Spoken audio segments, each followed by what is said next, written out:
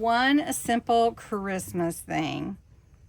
One simple Christmas thing to make your Christmas journaling easier. Today's is ink one page. I'm going to show you how to make this page. Just inking. That's it. And a little solar spray. So we're going to use Distress Oxide Vintage Photo. We're going to use Pine Tree and Bordeaux, which is a deep red. And first we're just going to take the Vintage Photo around the edges, and we're going to leave the center almost white, because that just is framing the center for our focal point that we want to bring in. So this is Vintage Photo, and we're just edging, framing the center with it. And inking one page. Just think about what you would want your page to be. You don't have to add anything at all other than ink. So with the green, I'm just going to go around the edges.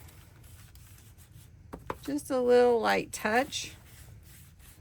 And then I'm just lightly going across the center. Very, very lightly, so you can't even really see the green. Then I'm going to take the Bordeaux, and I'm going to come around the edge with the Bordeaux. Very light touch, just a hint of the red. Okay. Now I could leave it like that, or I can take my solar spray, Golden Hour, and we're just going to give it a nice spray.